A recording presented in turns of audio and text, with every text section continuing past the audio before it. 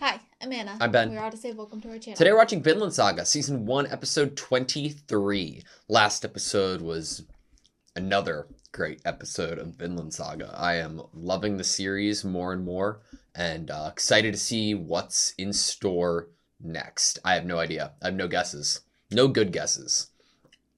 My only thing that I could say is just the fact that Canute and Thorfinn heard some words last episode, and I can't wait to see how those words might affect them going forward. Might being Might. the key word.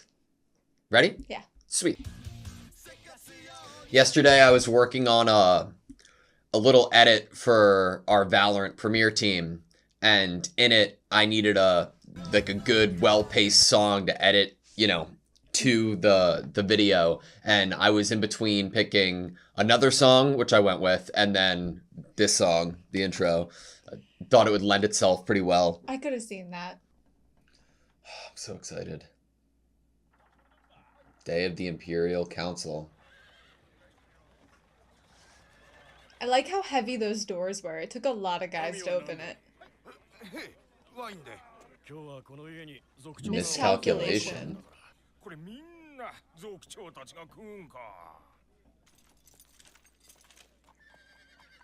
There's a weird air. Mm-hmm.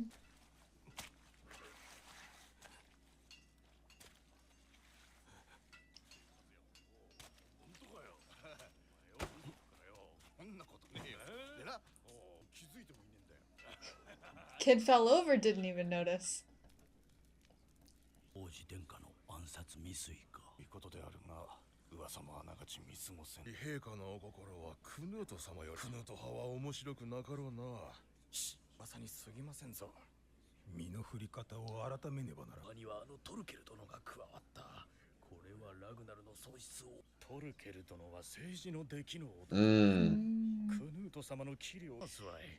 So supporters of Canute were really supporters of Ragnar.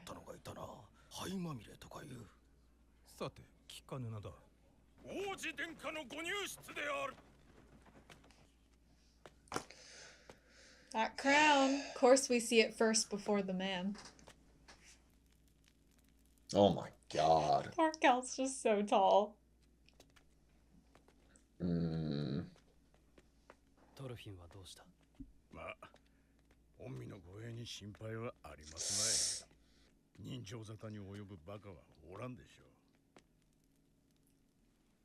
Interesting.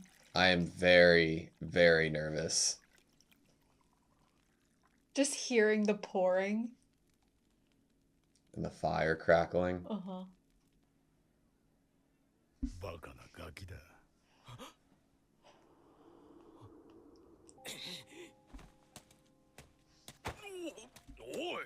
The camera movement. Are we gonna run into Leaf, maybe?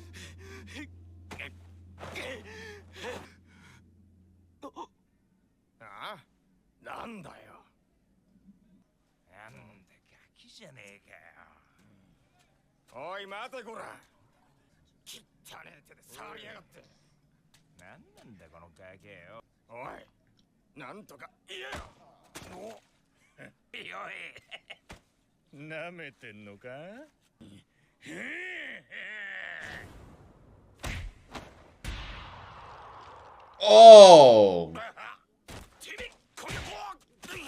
God, it's crazy to see how capable he is, even in his state, you know?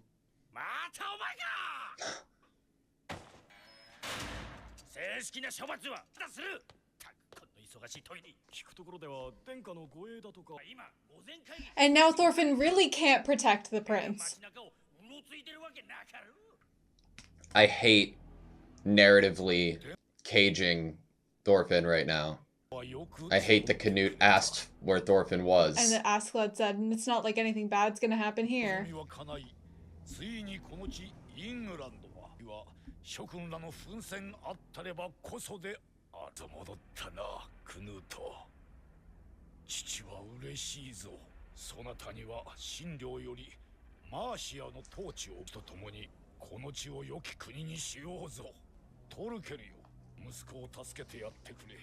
They're not splitting them up.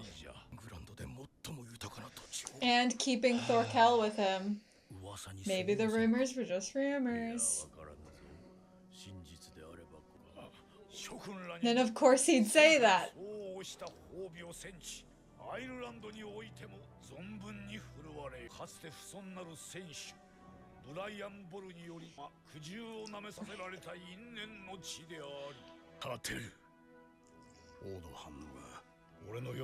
Oh no. But the episode title is Miscalculation!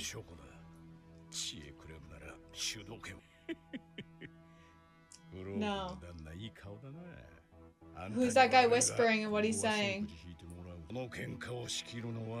Oh no. Maybe we're wrong. しかしだ諸君、王に対する恐れを知らぬ無礼な者どもがおる。このことも話しておかねばならぬ。を進める使者を使わした。にもかかわらず、連中は渡って跳ねつけおった。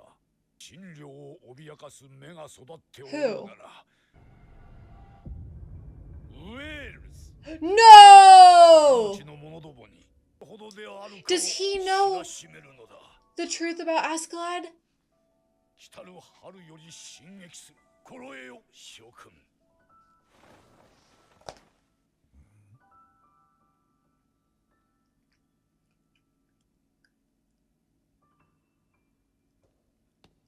起きろ。聞こえんのか、ヒーロー。面会だ。ご死者のわけなかろう。ただの船乗りだ。Interesting composition. I didn't expect it. 男が連れて行かれたとは知り合いの商人に聞いた。慌てたぞ、トルフィン。関係ねえだろ。11年か。辛い思いをしてきたか。お前の言う通り、わしにはわからん。どこが生きている限り心が安らぐことはない。十分じゃないというならそうなのだろう。 Oh my god. だがでも昨日のように思い出すんじゃよ。チパチとハゼるいろり、うまそうな鍋の匂い、トールズ、ヘルガ、そして幼いお前の笑顔。ラッタリーの沖で流氷に閉じ込められた花、食べ物はなくなり、船も潰れ、6人はみんな死んだ。それでもわしはずっと上を歩き続けた。なぜだかわかるか。どれほどすさんだ海であろうと、凍えた海だろうと。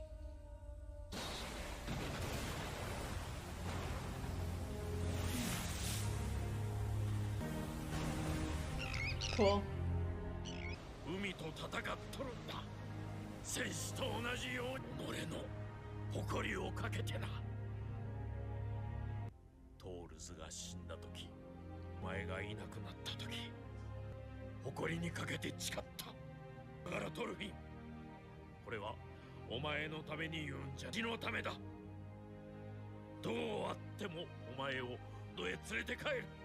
それがトールズに対するのけじめだ。そ知らぬ風に見えるが But he looks normal. ほど一瞬のことです。 Oh, whispering about the reaction about whales. Wow. So we didn't know. あやつめの弱みに Fuck. We didn't know! He lost his poker face and now they know! どういうことだ、すべもおめえ。流れを知ってる？いや、そんなはずはねえ。って言ったとしても、俺への嫌がらせのためだけに全軍やっぱり偶然か。いや、それが火の海になっちまうってことだ。くそ。 That aura around him. 時間はね、血を立てて反旗を翻す。いや、500だけだ。まだまだ戦力差がある。 Wow. What a shot. 出回しの時間がダメだ。This might be the hardest it's ever been to come up with something. どうして王の資格がクヌート殿下を狙いに来るかもしれん。故郷。今さら。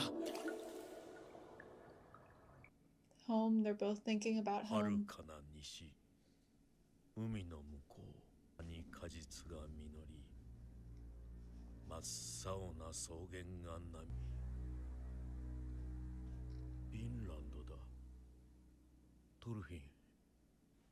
ヴィンランドだ。に戻って少し落ち着いたら一緒にかの地を目指そう。お前も言っていたじゃないか。トールズも行きたがっていた。トールズは戦いを逃れてアイスランドに来たんだ。見ればかの地を目指したに違いない。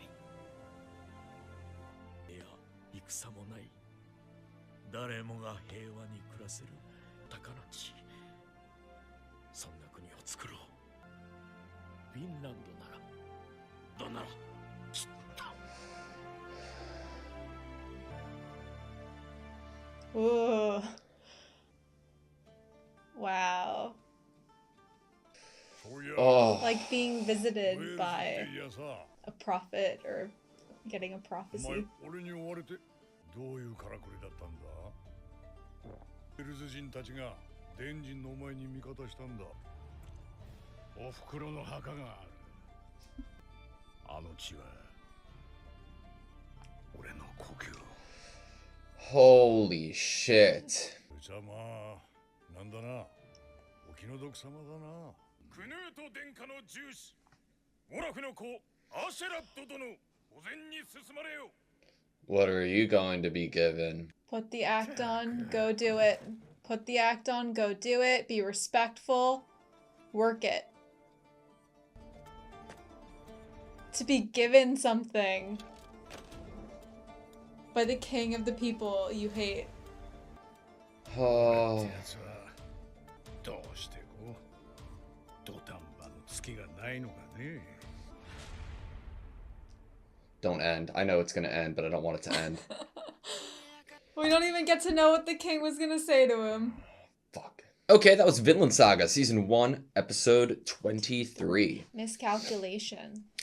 The pacing in that episode was amazing. I got emotional several times during it. I definitely got chills a few times for sure. I like going into the show, I would have sworn, even like 5 episodes in, that my favorite parts of the show were by far going to be that of action, right?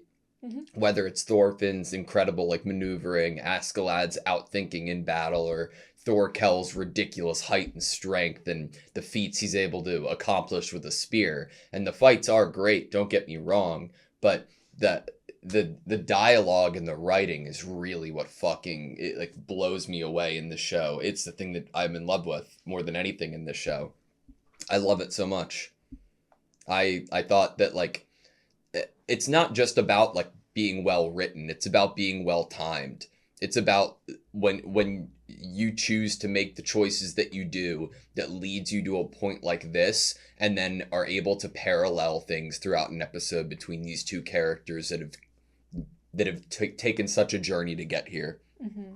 And to bring up, during the episode started asking myself and reminding myself of the number episode we're on, and I was like, is this the last episode of the season of this, what we're currently watching? Because we were using visuals and tying into themes from the first episode or two. Yeah. And so I felt like I started wondering that, like, oh no, is this the last episode? Usually, so like hovering next to the play button, there is that next arrow, and I feel like at least on Crunchyroll, we don't try to look at anything other than, you know, this. If it's an end of a season, usually there is no next arrow, and typically what would that season cliffhanger even be with like Askeladd there? We don't know the situation that's been set up here. Is that a good season ender if this was the last episode? if this was, I've never seen an anime or watched an anime before that ends after 23 episodes. If they're going to go 20, I usually see it to 25. 24, 25? I've never seen 24. Like, My Hero Academia, there's usually 25 episodes in a season. I think every other thing that we've watched on the channel, too, if it hasn't been 12 or less than that, it's been 25. I think it was just because of what they were doing in terms of bringing back visuals and themes from the first episode or two is what had me being like, wait, are we ending on episode 23? Well, I think that they did a really good... So if they ended on episode 23, I think that you cause issue with where you go from here. Like, in terms of being a cliffhanger or in terms of looking at what's next. I think that this was the perfect episode before what episodes will set up what a future arc could be in the show. I think that, like, this was, like, I want to almost say resolution, but there's never resolution in a world like this, you know? Especially when we're talking about a world and a situation where, yes, we've won this battle, but we're about to go start another one in the spring. Yeah. Like that, and that cycle of like fighting has not ended. I mean, how do you, if you're the king and you're Floki, you get to the conclusion of going for whales next? I truthfully think that it is like it wasn't like a tip about Askeladd.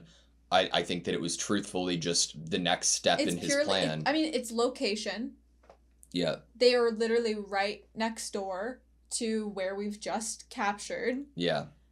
And we reached out to them in hopes that they would become vassals, and as Askeladd said, they are very prideful people. Though poor, they are prideful. What did you say the name of the episode was? Miscalculation. See, it's interesting, too, because it's almost as if, like, Askeladd is calculating for everything within what he believes to be human reason. And I think that what the miscalculation is truly derived from is that of the crown. I think that it's like, I mean, all things considered about whales, think about how Askeladd just described it himself to Thorkel, about the land not necessarily being rich or prosperous, but its people holding that strength and pride. What would be the reason to go after whales other than something that's being motivated by that of the crown? Yes, but is he convinced... Well, yeah, that greed for more, even if it's not actually prosperous. Yeah. Like, we have Canute being gifted Mercia, which is apparently the bountiful, most prosperous land that could have been gifted to someone here. Yeah. But I think that what I would say... This miscalculation is probably a mix of not taking into account the amount of, like, no reason greed that the crown would have. Like, you just want to take, even if, like, it's empty. Yeah. You just want something, even if it's empty. You want their plate and their dinner, even if their dinner is, like, a tiny speck of bread. Yeah. You want it because someone else has it. And you want it to be yours. You want to say that you have everything. But I think... Another element that you could add in to possibly aiding this miscalculation is the sentimentality he has toward whales, that he might have not even dared to go there. Yeah. In terms of thinking about them not being safe, or that his past could be found out or looked into. If we were... Yes, he told Thorkel here and he was like, this is a secret, but... We know that he got passage through whales. Are we sure that there isn't somehow or some way that King Swen could have found out that Canute's men safely got passage through whales? So if that's the case, then I don't think Floki reacts the way he does to Askeladd's face. Well, I don't mean they would know it now. I meant gotcha. Like in the future then yes, they would have I do. Found out. I'm just saying I think he miscalculated that it was a forever safe thing. Yeah. I get you. Interesting. I think that I think it's a mix of being like, why would you want that? It won't gain you anything, but also like the denial that they would go after whales. Yes. I really thought several times during this episode that Askeladd and Canute were going to get killed. At least like something was big was going to happen. The only moment I thought that someone was going to die or have some type of bodily harm done to them was, okay, there's 2 moments that I got worried about that. And one moment was when there was this brown-haired man whispering to Floki, which I believe was to look at Askeladd's face. Yeah. In that moment, and it was just the whispering over the shoulder, that kind of secrecy that we know we just learned something, whisper, whisper, it might change the events that are happening. Yeah. If the king found out some reason to call Askeladd a traitor there and do something about him, that's where my mind was going. The other moment is when Askeladd was thinking so hard that we saw shots of his brain, and I'm like, what if he has like a stroke here? I He's also like, thought that he might have like an in his 50s aneurysm. or 60s. He's had so many injuries. Yeah.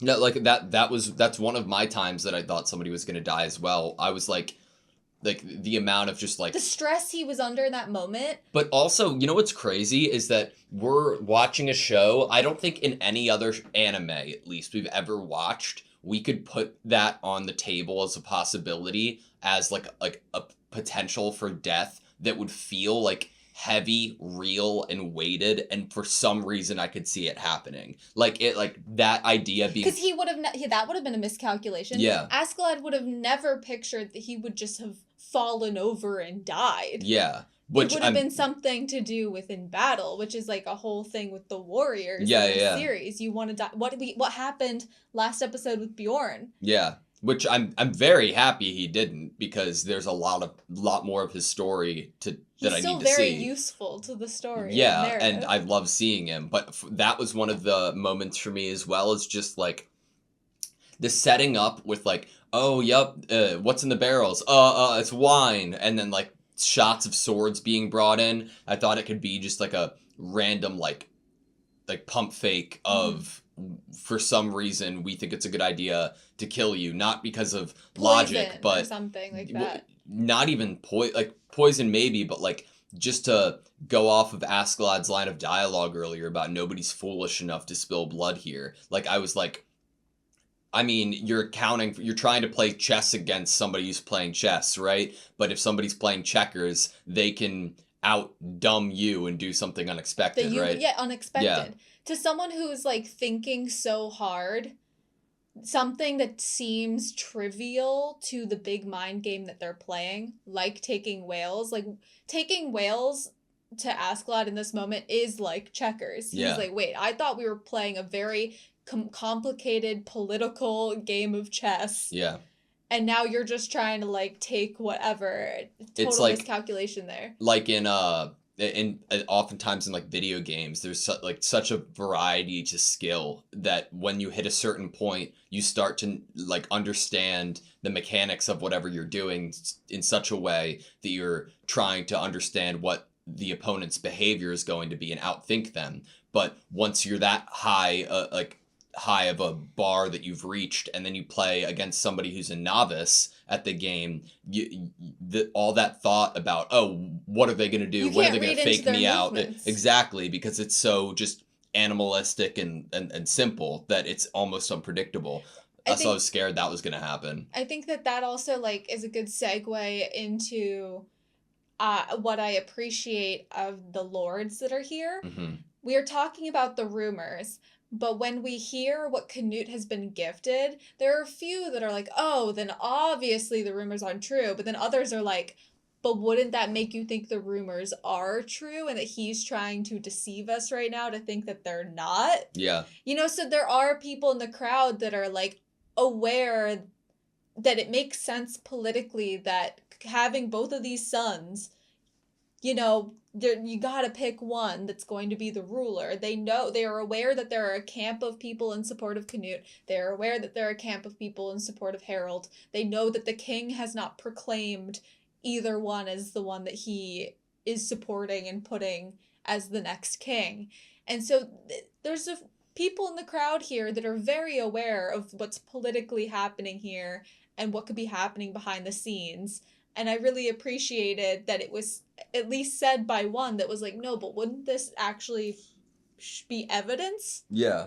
that it's true? I think it's really, it's a shame too, because like, what Askeladd did win for Canute's sake, right? He did For outsmart. Canute's sake, Yeah, he and won. but what do you do now? Like, what is Canute's point of view here? Is Askeladd going to confide in Canute about whales? I don't see Canute's ability to just ask or his father of something like that being received very well after he's gotten Mercia already. Mhm. And then it's like, okay, if Askeladd doesn't even tell Canute, then what does Askeladd do? Try to manipulate Canute in a way that he's giving him advice and like wisdom while having an ulterior motive of trying to get whales protected? Right. To talk about that, I think we should bring up what Canute said to Askeladd at the end of last episode, which is like, why don't you try to be king? Yeah.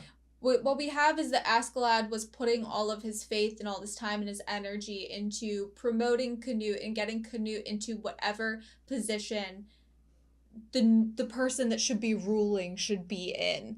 And now he's realizing that with all of that work that he was doing to make this person be the ruler, he then also can't have the flexibility to focus on his own more sentimental or selfish reasoning. Yeah.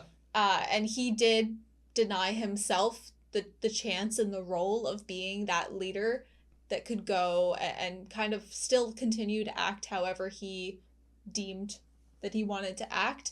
And he's already chosen this path of being this vassal to Canute and promoting Canute and helping Canute in just furthering him being the ruler. Yeah. And so now it's like we finally have Askeladd in this place where something his mother wanted for him and something that he's believed for a long time he has achieved, and he's being successful at it, of making his own savior, salvation for the world, and ruler.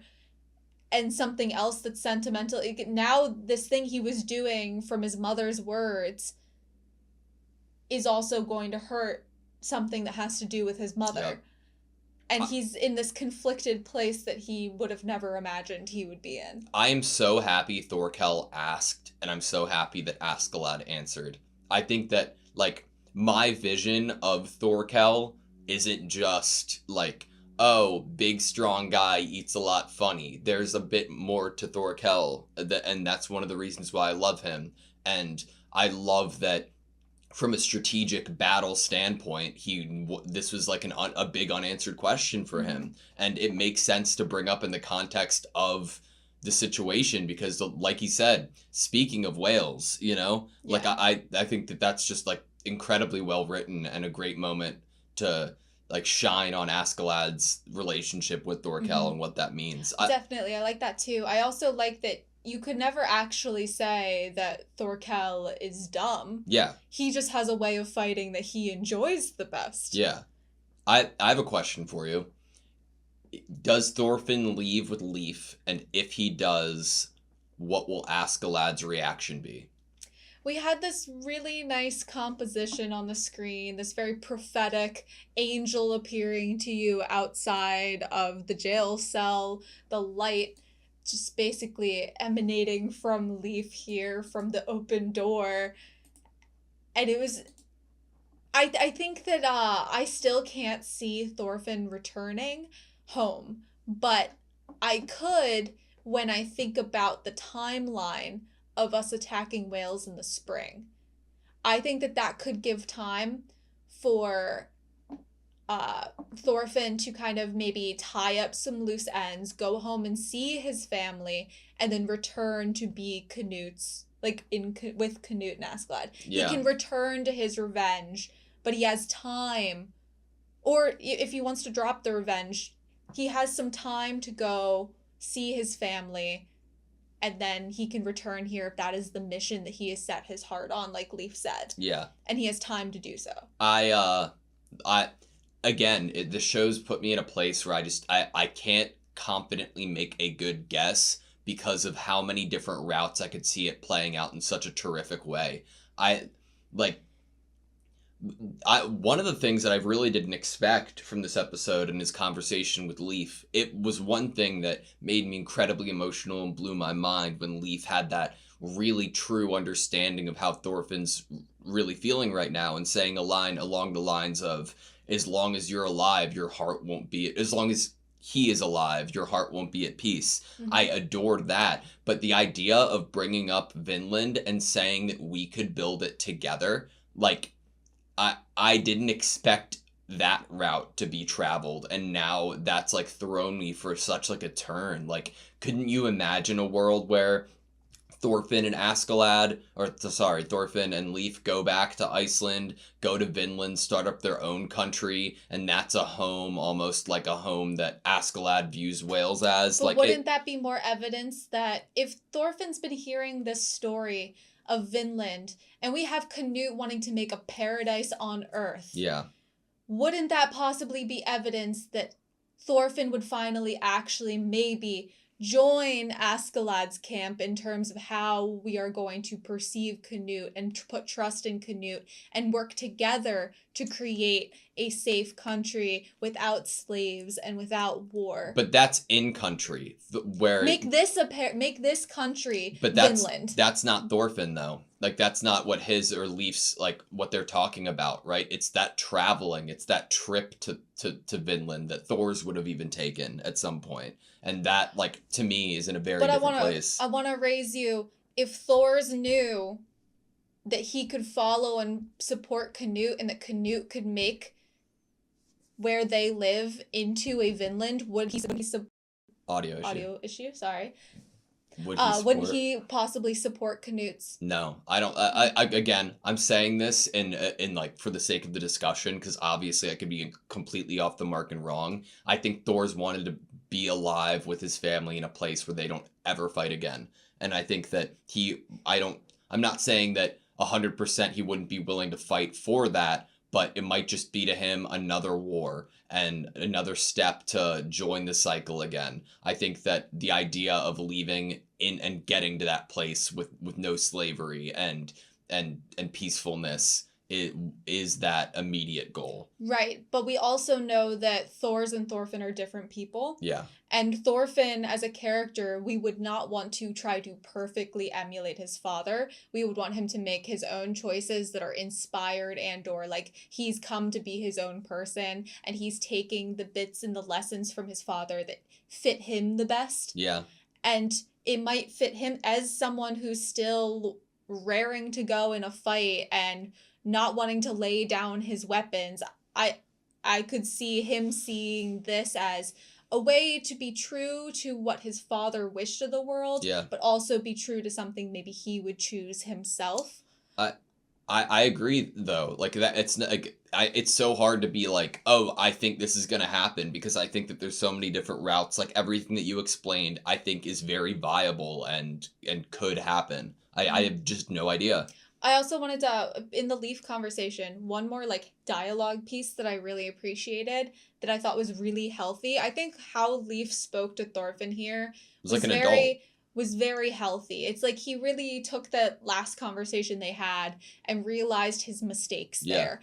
And so one of the things that he implemented here in this dialogue was coming out and acknowledging and having a verbal awareness that this is for him. It's a selfish thing. This is a selfish thing that he, on his honor to Thor's, wants to and is going to try his darndest to do. I mean, that could give credence to your idea about a short trip home, because isn't that returning home?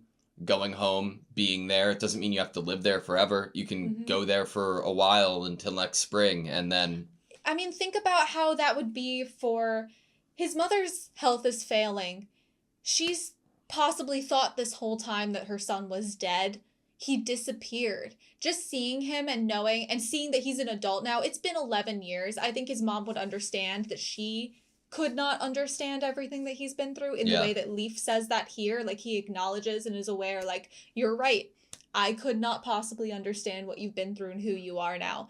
I think that it would just be greatly appreciated by his family to just see for themselves with their eyes that he's alive. Yep. But then he can go make his own, now that he's like basically an adult and he's lived so many years without them, he can go make a decision for himself. They're just happy he's alive and that he is going where his heart wants him to go. I agree. I think that could very well be a possibility. I just want to, I love the show, man. I think that, I didn't expect to love it in the way that I am right now. And, it's hitting me on just, an emotional note that's perfect for me right now. This I love story structure and setup has been something that is, I would say, incredibly unique. I don't think I've seen anything like it, where it's you are introduced to this character, but their world that you are introduced to and their story isn't really, they become a piece of something bigger and the true story. Exactly. And I don't think I've ever seen a structure like that.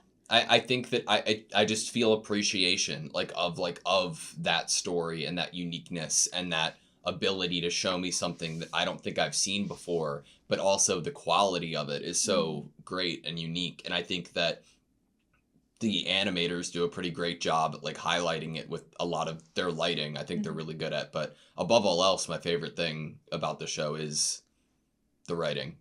By far, I love it. I think that I also really love being given a main character that doesn't have that main character that they are special, they can by themselves somehow magically influence the world around them by incredible feats. Thorfinn is being created as a normal for what he's gone through, and just a human who has gone through a lot and can make mistakes and things don't always go well for him. He's had trauma.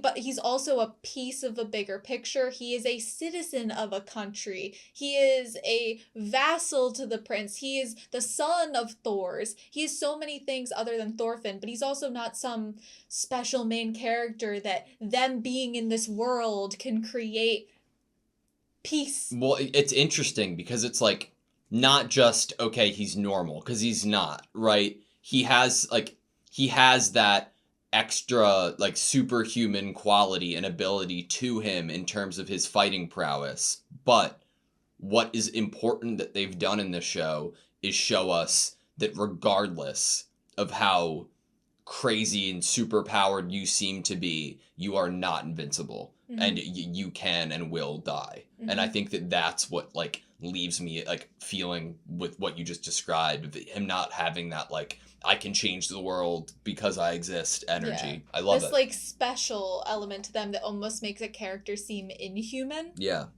Love it. Love it. I love it. Anna, I love it. Wow, I love it. You good? Yeah. Thank you guys so much for watching this video. Please comment and subscribe, and we hope to see you next time.